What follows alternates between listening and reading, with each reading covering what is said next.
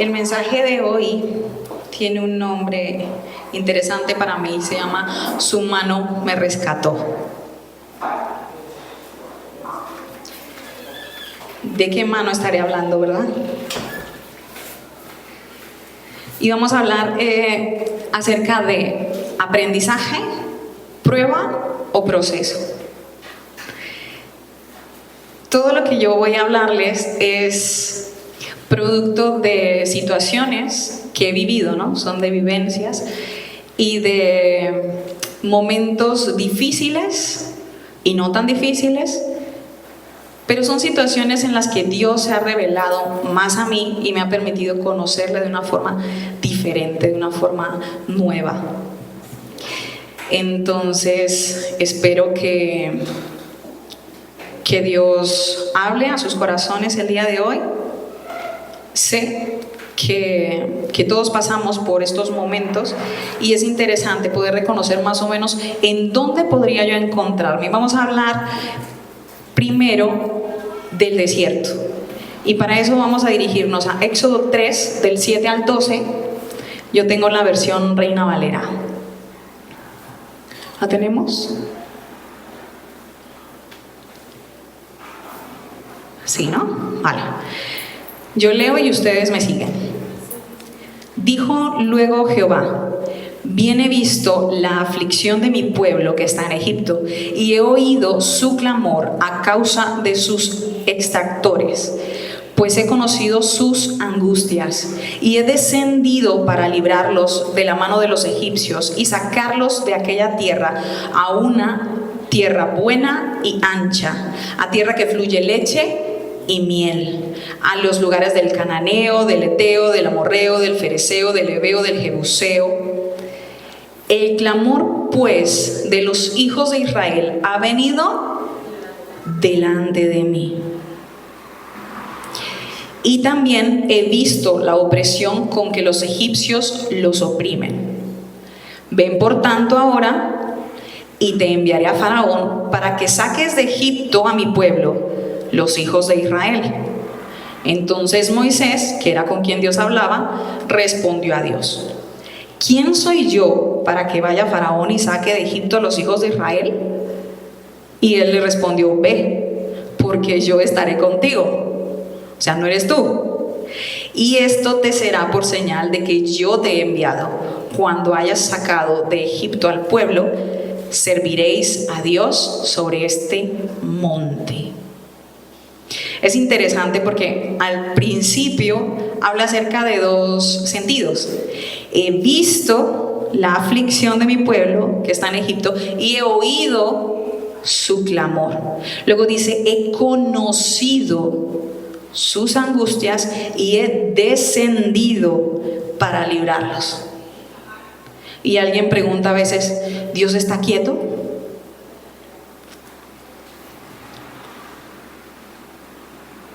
¿En qué situación se encontraba el pueblo de Israel en ese momento? Para entrar un poquito en contexto, vamos a ir a Éxodo 13 del 21 al 22. Y dice, bueno, aquí antes de leer este versículo, entro yo un poquito en contexto, ¿no? Entonces, el pueblo de Israel se encontraba en Egipto, siendo oprimido, siendo esclavizado por Faraón y todo su pueblo, y estaban de sirvientes, de esclavos. Y Dios dice: he visto y he oído el clamor de mi pueblo y voy a salvarlos de allí. Entonces, tengo un plan, tengo un propósito. Moisés, tú vas a ser el que yo voy a utilizar para sacarlos del pueblo de Egipto y poner en marcha ese plan, ¿verdad? Moisés obedece a lo que Dios le dice. Y dice, Éxodo 13 del 21 al 22, y Jehová iba delante de ellos de día en una columna de nube para guiarlos por el camino, y de noche en una columna de fuego para alumbrarles, a fin de que anduviesen de día y de noche. Nunca se apartó de delante del pueblo la columna de día, ni de noche la columna de fuego. Ahora vamos a Éxodo 14, del 1 al 4. Y dice: habló Jehová a Moisés diciendo: di a los hijos de Israel que den la vuelta y acampen delante del Pi Hairot, entre Migdol y el mar hacia Baal-Zephón. Delante de él acamparéis junto al mar, porque Faraón dirá a los hijos de Israel: encerrados están en la tierra, el desierto os ha encerrado, y yo endureceré el corazón de Faraón para que lo siga, y seré glorificado en Faraón y en todo su ejército, y sabrán los egipcios que yo soy Jehová. Y ellos lo hicieron así.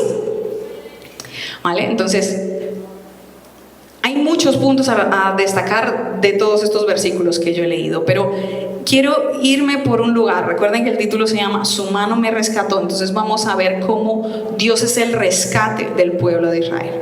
Y aunque el enemigo venga en nuestra contra, aunque todo parece terminar, aunque a veces no vemos ni un camino ni un lugar,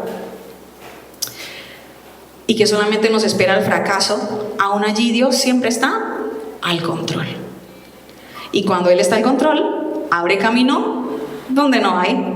Y Él hizo eso. Él se glorificó acabando con todos aquellos que persiguieron al pueblo de Israel ese día. El faraón y todos los que Él se llevó murieron en el mar. Dios cumplió. Dios cumplió poderosamente. Hay que destacar de esta parte que es el desierto, ¿no? Que muchos cuando hablamos, Dios me prueba, estoy en el desierto, Dios me prueba, estoy en el desierto. Para mí el desierto dejó de ser el lugar de prueba para ser el lugar de proceso. Y realmente me encanta el desierto porque es el lugar donde Dios se muestra de una forma diferente, donde podemos ver los grandes milagros, pasan allí en el desierto. Entonces, al pueblo de Israel nunca se le desgastó el vestido ni el calzado. Caminaban y caminaban y caminaban por años y nunca perdieron su vestido ni su calzado. Tenían hambre, Dios les enviaba de comer. Tenían sed, Dios les dio de beber. No estaban conformes con el maná y Dios les envió codornices, ¿verdad? Estaba con la columna de nube, con la columna de fuego para alumbrarles. Entonces, es un tiempo que puede parecer el tiempo de más necesidad, pero es cuando Dios se vuelve y se revela a nosotros como nuestro proveedor. Que es cuando Dios nos dice: tu dependencia está en mí, yo cuido de ti. Y eso es hermosísimo. Y solamente quien ha estado en ese lugar puede ver a Dios de esta forma. Entonces, a veces ya pasamos y no nos olvidamos de que Dios es nuestro proveedor, pero normalmente lo que pasa con el ser humano es que no reconoce que Dios es su proveedor hasta que no está sin recursos, hasta que no se encuentra sin ¿qué puedo hacer? Más que si tú me ayudas a mí, yo no puedo hacer nada, ¿verdad? Entonces, esto pasó con el pueblo de Egipto. Ahora hablaremos de dos hombres impresionantes que amaron y sirvieron a Dios con todo su corazón, pero que se encontraron en situaciones que escaparon a su entendimiento. Estos hombres son maravillosos. El primero es Elías. Entonces, vale, para entrar un poquito en el contexto de Elías, estamos viendo que se levanta un rey y se llama este rey Acab sobre Israel. Y dice la Biblia que Acab hizo lo malo delante de los ojos de Dios mucho más que todos sus antecesores, mucho más. Y en todos estos libros, bueno, en Reyes, especialmente en este tiempo de Acab y de Jezabel, vemos cómo la idolatría era el principio, y fue el principio por el cual perdieron la comunión, la comunicación con Dios. Primera de Reyes 17, podemos preparar, vale. Dice: entonces Elías Tisbita A ver, que me salta una parte. Acab se casa con una mujer que se llama Jezabel. Y esa mujer no era israelita, era de Fenicia. Y allí se adoraban distintos dioses, pero los principales que se adoraban allí eran Baal y Aserá. Vale, entonces dice, entonces Elías Tisbita, que era de los moradores de Galaad, dijo a Acab: vive Jehová, Dios de Israel, en cuya presencia estoy, que no habrá lluvia ni rocío en estos años, sino por mi palabra. Se refería a que Dios hablaría por medio de él, porque él era profeta. Y vino a él palabra de Jehová diciendo: Elías, apártate de aquí y vuélvete al oriente y escóndete en el arroyo de Querit, que está frente al Jordán. Beberás del arroyo, y yo he mandado los cuervos que te den allí de comer. Y él fue e hizo conforme a la palabra de Jehová, pues se fue y vivió junto al arroyo de Querit, que está frente al Jordán. Y los cuervos le traían pan y carne por la mañana, y pan y carne por la tarde, y bebía del arroyo. Pasados algunos días se secó el arroyo, porque no había llovido sobre la tierra. Y es muy interesante cómo Dios utiliza a veces a lo que menos nos imaginamos que nos puede servir, o que nos puede ayudar, o que podría beneficiarnos, para darnos lo que Él quiere, que son sus bendiciones y sus provisiones. Elías lo sabía y obedecía. Cada vez que Dios le decía, ve para aquí, él iba. Y si decía, ve para allá, él iba.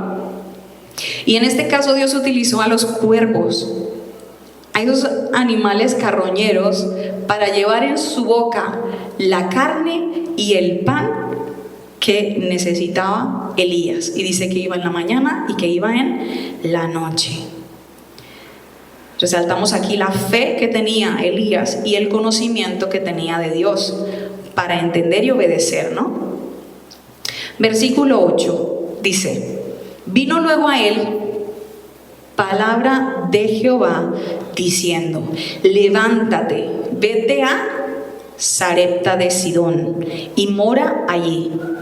He aquí, yo he dado orden allí a una mujer viuda que te sustente. Entonces él se levantó y se fue a Sarepta. Y cuando llegó a la puerta de la ciudad, he aquí una mujer viuda que estaba allí recogiendo leña, y él la llamó y le dijo: te ruego que me traigas un poco de agua en un vaso para que beba. Bueno, la historia es más larga, la mayoría ya la conocéis. Aquí lo que quiero resaltar es cómo Dios le provee y cómo él obedece a lo que Dios le está diciendo, ¿vale? La obediencia de Elías.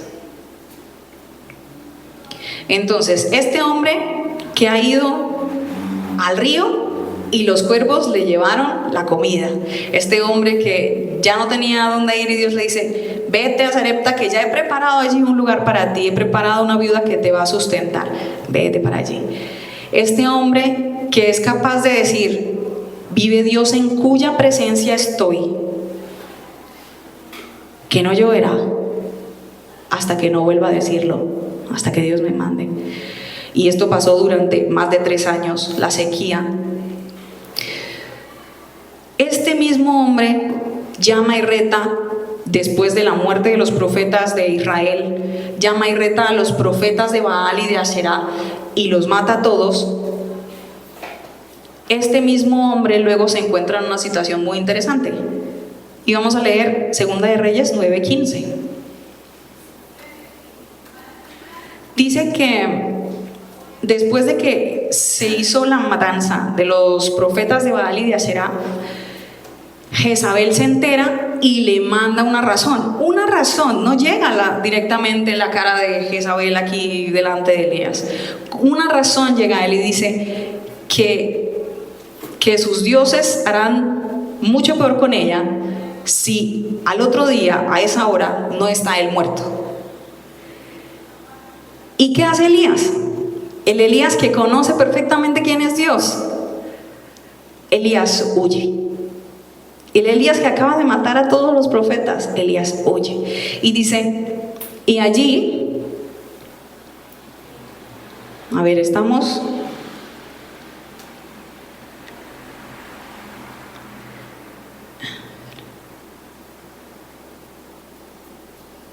En Segunda de Reyes 9:15.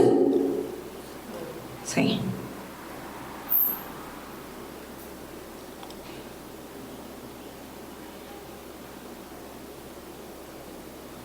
Vale, no es este el texto. Tengo allí, escucharme y seguirme con lo que voy a leer, ¿vale? Dice, versículo 9. Y allí se metió en una cueva donde pasó la noche. ¿Quién? Elías. Y vino a él la palabra de Jehová, el cual le dijo, ¿qué haces aquí, Elías?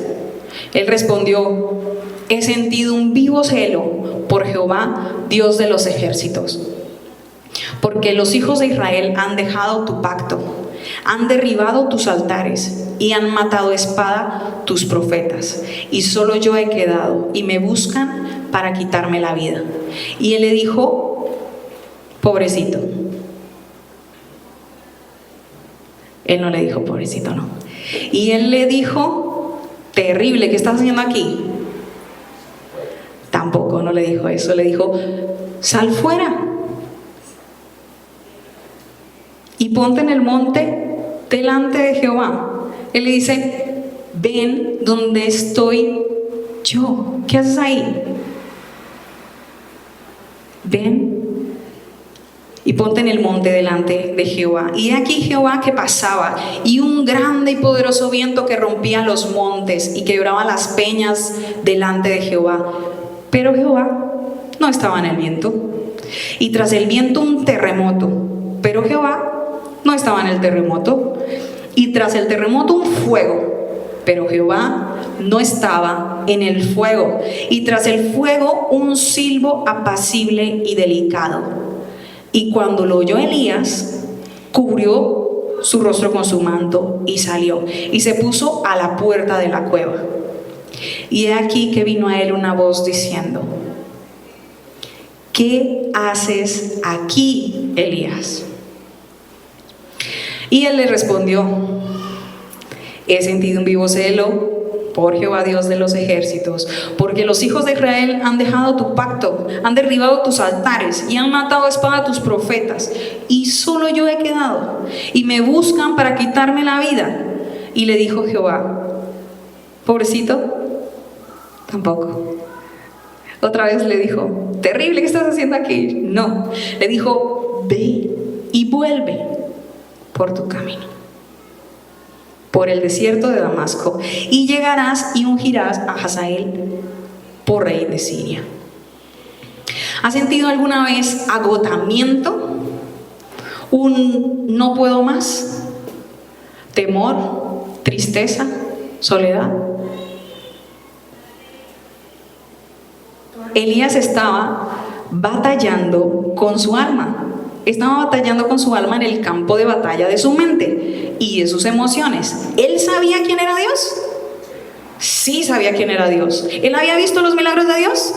Sí que él había visto grandes milagros de Dios. ¿Él sabía de la grandeza y del poder de Dios? Sí que lo sabía. ¿Y él sabía que tenía el respaldo de Dios? También lo sabía. No le eran desconocidos. Pero en lugar de clamar a Dios, en este caso, de decir, ¿para dónde quieres que vaya si quieres que huya? ¿O tú vas a hacer frente en este lugar? Él huyó porque sintió temor. Pero todos los que escuchamos acerca de esta parte podemos frustrarnos un poco, ¿no? Pero ¿cómo Elías? ¿Qué pasó? Si sabía quién era Dios, si no le era desconocido que era poderoso, si era un profeta tan grande, si tenía el conocimiento, como dicen muchos, ¿no? Si es cristiano, ¿por qué? ¿Verdad? Si cree en Dios, ¿por qué? Pero Dios no hizo eso. Dios no juzga como nosotros juzgamos. Y a mí me pareció súper interesante cuando yo leía esta parte y decía, y veo como Dios no lo llamó a través del viento, ¿no? Llega el viento y Elías queda asustado, ¡wow! No. Y luego viene el terremoto y no, Dios no estaba ahí. Y luego viene el fuego y si me va a fulminar, no, tampoco, no, Dios no estaba ahí. Dios no hizo que Elías sintiera eso. Él vino y le habló en la cueva con un susurro. Leíamos con un silbo, en otras versiones dice un susurro. Con un susurro le dice: ¿qué haces aquí? ¿Qué haces aquí? Primero le dio de comer en el río. Le dice: ve, encontrémonos allí. Ven a mí, búscame. Pero cuando él llegó a Oreb, se escondió. Aún así, Dios no lo llamó de un grito. Dios, como decía antes en la parte del desierto, Dios conocía realmente qué había en el corazón de Elías. Elías conocía a Dios, pero Dios conocía el pensamiento de Elías, conocía qué lo tenía triste, aún conocía más que el propio Elías, porque Elías no sabía qué estaba haciendo allí. Le estaba diciendo a Dios, sus argumentos eran todo lo que Dios ya sabía. No le dice él por qué está ahí, qué siente, porque Elías no estaba claro con sus emociones, no lo estaba entendiendo. Dios sí lo conocía y por eso llega a él de esta forma preciosa, con ese susurro. Mientras todos juzgamos lo que no conocemos, Dios conoce y no juzga. Y este tema se dio porque yo comentaba en algún momento con el pastor que hace 2 años más o menos yo he tenido un proceso grande y fuerte en mi salud con el tema de mi cabeza, con la migraña, y ha sido muy duro. Ha sido un proceso que me llevó a tomar muchos medicamentos, estaba en tratamientos y este no servía el otro y muchísimas cosas, ¿vale? En un momento, toda esa situación, yo al principio no aguantaba, Dios me saca de esta, yo puedo, si Dios está conmigo yo puedo, ¿no? Tú estás primero firme, pero de repente me cansé y yo creo que el agotamiento de no veo la luz llegó a frustrarme y entonces entré en una situación que para mí también era desconocida. He vivido situaciones muy difíciles en mi vida, muchas, y no son un par, son varias, y duras. Ni siquiera con la separación con mi esposo, ni cuando quedé sola con mis hijos, ni cuando tuve que volver a casa de mi madre, ni cuando me accidenté en la moto. Nunca sentí lo que sentí en este tiempo cuando mi salud flaqueó. ¿Dios me era desconocido? No. Dios ha hecho maravillas en mi vida y en la vida de aquellos que yo quiero. Pero llegué a sentirme ahí, en la cueva. Estando un día con un dolor súper intenso que ya creía que me moría, quería morirme. Esto me llevó a sentir que yo quería morirme, nunca jamás atentaría contra mi vida, pero sí que le suplicaba: Señor, por favor, ten piedad de mí, yo así no quiero vivir, yo quiero estar contigo. Tanto que un día le dije yo a mi hermana: estoy un poco preocupada porque mi anhelo de estar con Dios cada vez es más fuerte, pero no estoy segura si esto está siendo bueno o si estoy queriendo huir. Y un día de estos que eran muy duros, en la noche estaba desesperada, agarrada de la cama porque todo se movía y el dolor era terrible. Y bueno, mamá me puso una venda de papa aquí en la cabeza,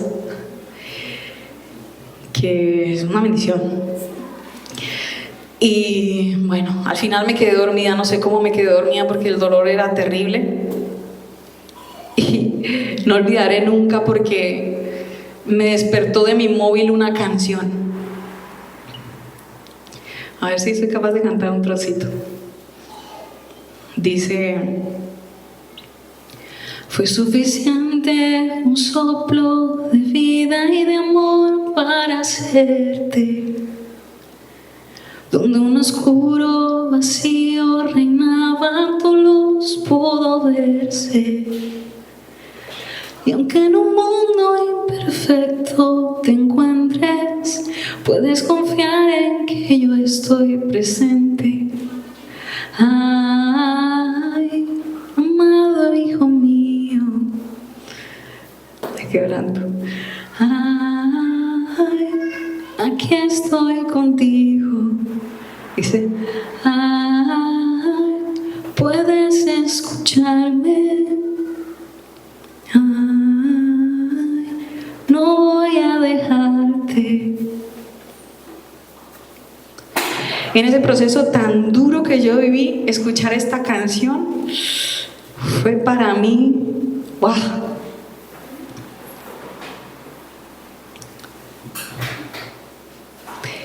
El entendimiento de que Dios estaba conmigo.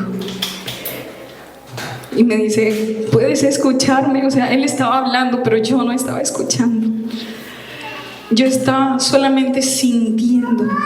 Estaba sintiendo el dolor, en lugar de entender que Dios sí estaba hablando conmigo. Gracias.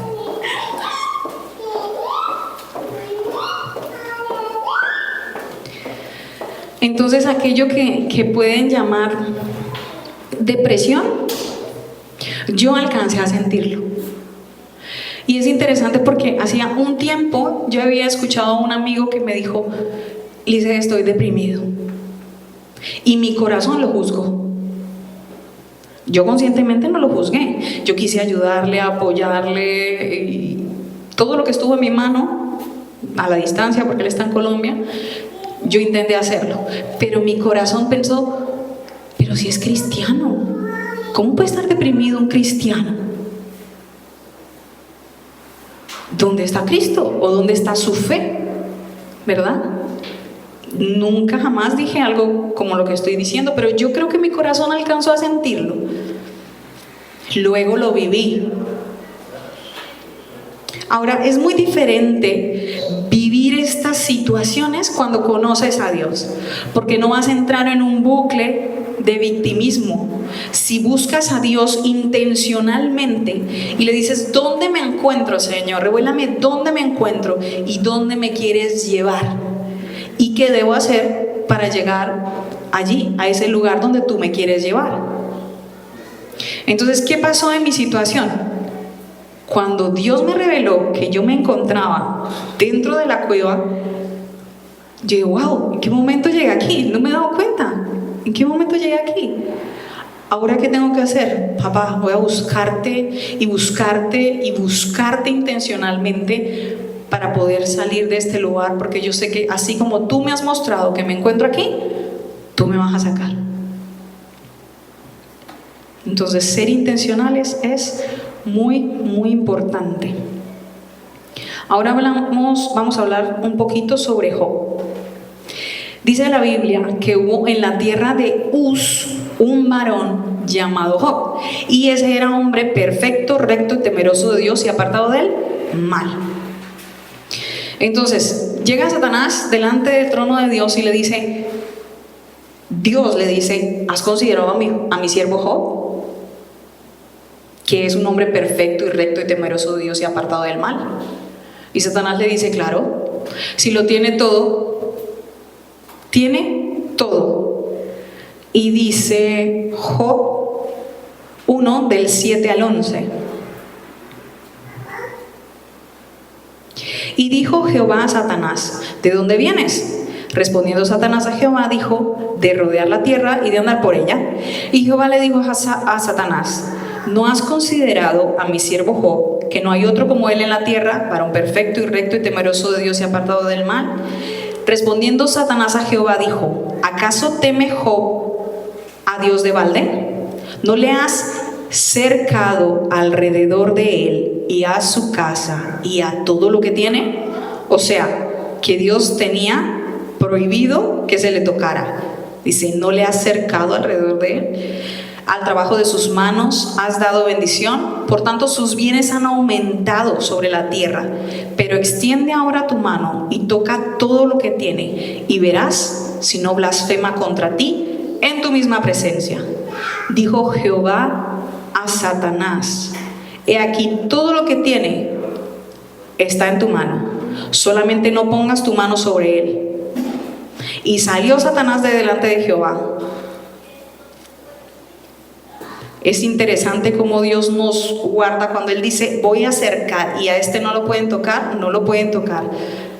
El que hace las obras malas es Satanás, pero solo si Dios se lo permite. Vamos con el versículo 13 y dice: y un día aconteció que sus hijos e hijas comían y bebían vino en la casa de su hermano, el primogénito. Y vino un mensajero a Job y le dijo: estaban arando los bueyes y las asnas paciendo cerca de ellos, y acometieron los sabeos y los tomaron y mataron a los criados a filo de espada. Solamente escapé yo para darte la noticia. Aún estaba hablando cuando vino otro y le dijo: fuego de Dios cayó del cielo y quemó las ovejas y a los pastores y los consumió. Solamente escapé yo para darte la noticia. Todavía estaba hablando y vino otro que dijo: los caldeos hicieron 3 escuadrones y arremetieron contra los camellos y se los llevaron y mataron a los criados a filos de espada, y solamente escapé yo para darte la noticia. Entre tanto que hablaba, vino otro que dijo: tus hijos y tus hijas estaban comiendo y bebiendo vino en casa de su hermano el primogénito, y un gran viento vino del lado del desierto y azotó las 4 esquinas de la casa, la cual cayó sobre los jóvenes y murieron. Y solamente escapé yo para darte la noticia. Entonces Job se levantó y rasgó su manto y rasuró su cabeza y se postró en tierra. ¿Y qué hizo? ¿Por qué? No. ¿Qué harías tú? Dice: se postró en tierra y adoró. Padre Santo. Y dijo: desnudo salí del vientre de mi madre, y desnudo volveré a ella. Jehová dio y Jehová quitó. Sea el nombre de Jehová bendito. En todo esto no pecó Job, ni atribuyó a Dios despropósito alguno. Es interesante esta parte porque Job quedó solo, derrotado, enfermo con la lepra, todas las llagas en su piel, y en la calle, después de ser rico, en la calle totalmente.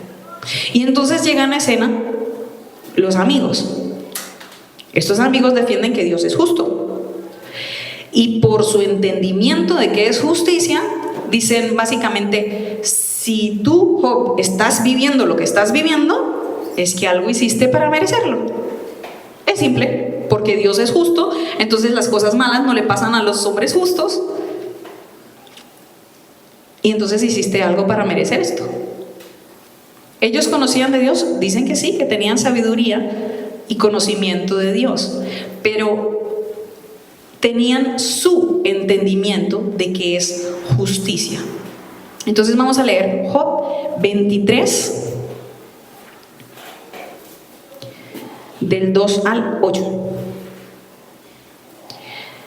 Y va a hablar Job y dice: hoy también hablaré con amargura, porque es más grave mi llaga que mi gemido. ¿Quién me diera el saber dónde hallar a Dios? Yo iría hasta su silla, expondría mi causa delante de él y llenaría mi boca de argumentos. Yo sabría lo que él me respondiese y entendería lo que me dijera. ¿Contendería conmigo con grandeza de fuerza? No, antes él me atendería. Allí el justo razonaría con él, y yo escaparía por siempre, para siempre de mi juez. He aquí que yo iré al oriente y no lo hallaré, y al occidente y no lo recibiré. Si muestra su poder al norte, yo no lo veré, y al sur se esconderá y no lo veré. Mas él conoce mi camino, me probará y saldré como oro mis pies han seguido sus pisadas, guardé su camino y no me aparté. Del mandamiento de sus labios nunca me separé, guardé las palabras de su boca más que mi comida. Pero si Él determina una cosa, ¿quién lo hará cambiar? Su alma deseó e hizo.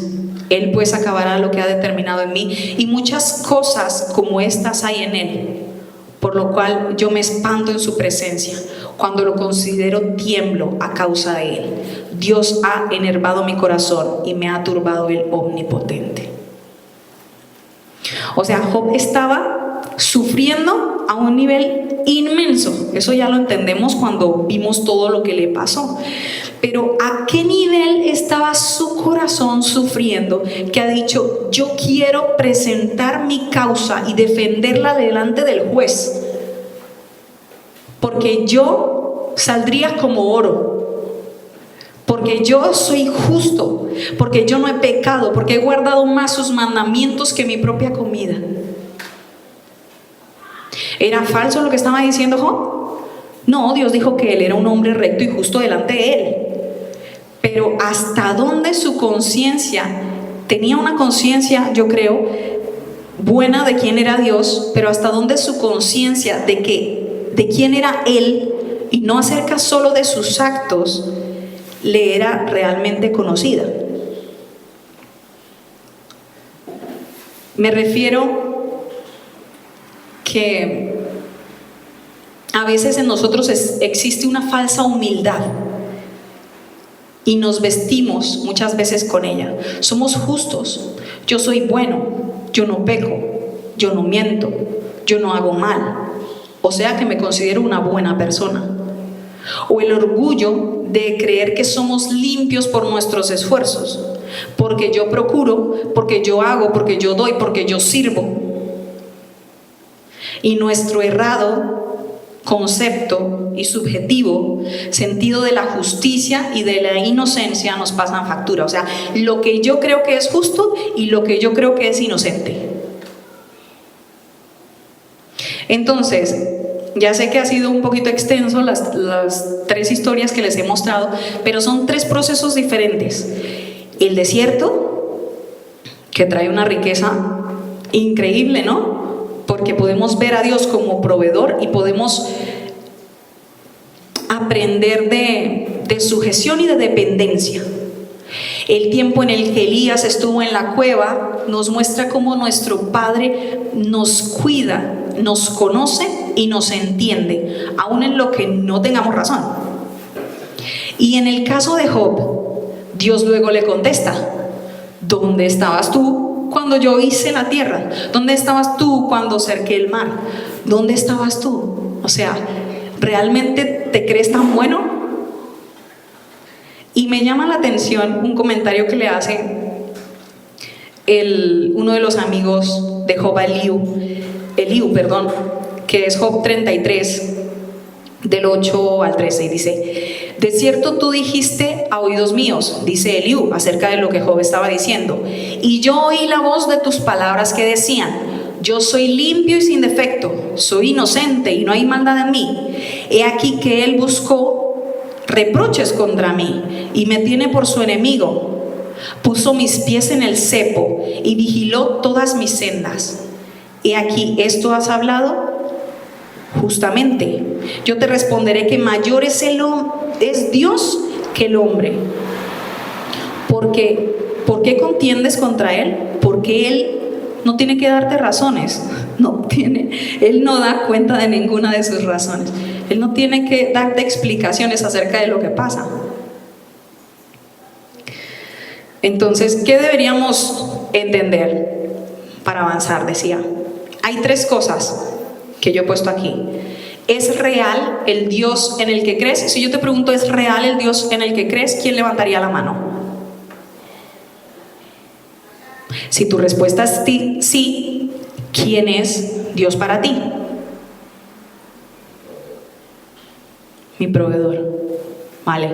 ¿Quién más? ¿Quién es Dios para ti? Mi torre fuerte. Torre fuerte. ¿Quién más? ¿Quién es Dios para ti? Mi refugio. Hay algo que se llama percepción. Y la definición dice que la percepción es la forma en la que el cerebro humano interpreta las sensaciones que recibe a través de los sentidos para formar una impresión consciente o inconsciente. O sea, que es como nosotros tenemos una idea de algo. Y eso es consciente o inconsciente. No siempre es consciente. Entonces, nuestra idea de Dios a veces no es la correcta, sino que es una percepción de lo que creemos que es Dios. Y mayormente está en las figuras de autoridad. La mayoría de la forma en la que vemos a nuestro Padre. Entonces, si nuestro Padre es un Padre autoritario, a veces creemos que Dios es un Dios autoritario. Si nuestro Padre fue un Padre amoroso y permisivo, creemos que Dios es un Dios amoroso y permisivo. De eso se trata la palabra percepción. Es subjetivo porque es como yo lo veo, ¿verdad? Nuestra idea de Dios no debería ser subjetiva, porque Dios dice que Él se revela en la Biblia a nosotros y nos muestra quién es Él. Entonces, ¿quién es Dios para mí? ¿Es el Dios bombero que apaga el incendio cada vez que necesito ayuda? ¿Le busco solamente si algo malo me está pasando? ¿Un ayayay, como dice el pastor? Ayayay. ¿O es el que da regalos? Entonces, si yo solamente le veo como Dios proveedor, estoy diciendo casos hipotéticos, ¿no? Entonces yo solamente pido y quiero recibir. Conocer a Dios es fundamental, porque muchas veces conocemos de Dios, de lo que hizo, de lo que hace, de lo que puede hacer, pero no conocemos a Dios. Esa es la primer forma en la que podemos salir de una situación, de un proceso, de una prueba, que en definitiva son aprendizajes. Segundo, ¿tienes un concepto bíblico sobre tu persona? Ahora estoy hablando acerca de identidad. Esta referencia la hago por lo que Job dijo y lo que el amigo le dijo, ¿verdad? Job era un hombre justo, no voy a discutir eso. Lo que estoy diciendo es que el ser humano merecía la muerte. Es lo único que merecemos. Y la mayoría podemos estar de acuerdo, ¿verdad? El ser humano merecía la muerte. Pero si yo digo, tú no mereces nada más que la muerte, ahí la cosa cambia, ¿cierto? Yo no soy tan malo, pero tú no merecías más que la muerte, es verdad. Tú y yo no somos merecedores de nada, por eso se llama gracia. Dice que cuando estábamos muertos en nuestros delitos y pecados, en los que estuvimos en otro tiempo, ante los cuales también todos nosotros vivimos por los deseos de nuestra carne,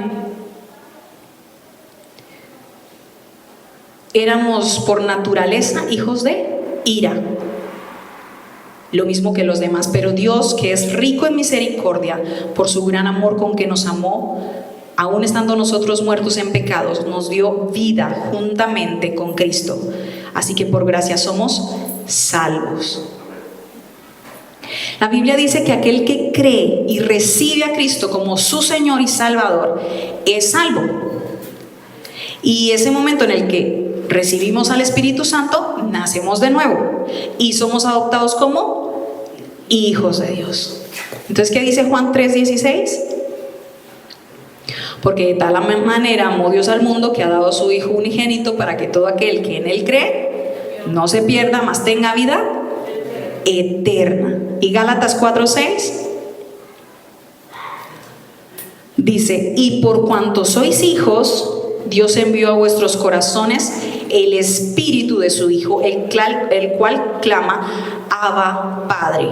Así que ya no eres esclavo, sino hijo, y si hijo, también heredero de Dios por medio de Cristo. O sea que compiten esos dos pensamientos: no soy nada, no merezco nada, soy hijo, coheredero con Cristo. Pues yo diría que no, más bien uno hace más grande el otro, ¿verdad? Porque eso es la gracia, pasar del no merecer nada al tenerlo todo con Cristo. Efesios 2:8 dice, porque por gracia sois salvos por medio de la fe, y esto no de vosotros, pues es donde Dios, no por obras para que nadie se gloríe, porque somos hechura suya y criados en Cristo Jesús para buenas obras, las cuales Dios preparó de antemano para que anduviésemos en ellas. Lo tercero que podríamos hacer en este caso es identificar el lugar en el que nos encontramos. ¿Estamos en el desierto? ¿Estamos debajo del árbol en el que se encontró Elías y peleó con Dios? ¿Estamos en la cueva donde se escondió Elías? ¿O como Job creemos que podemos defender nuestra causa delante de Dios y salir victoriosos? Identificar el lugar en el que nos encontramos es importante para poder ser intencional y pasar del victimismo y del no quiero nada al ¿qué quieres que haga? Yo quiero escuchar tu voz, yo quiero seguir, yo quiero hacer lo que tú quieres que yo haga. Silenciar el ruido del mundo y el ruido de nuestras propias emociones y pensamientos para escuchar la voz de Dios. No importa tanto el lugar en el que nos encontramos si estamos con el Todopoderoso. Él es el descanso, como decía el pastor, Él es el refugio y nuestro gozo está en Él. Y si en Él está nuestro gozo es porque en Él está nuestra confianza, nuestra esperanza. Entonces, bueno, espero que no se les haya hecho muy largo, pero no quería quitar ninguno de los puntos porque es importante que reflexionemos dónde nos encontramos.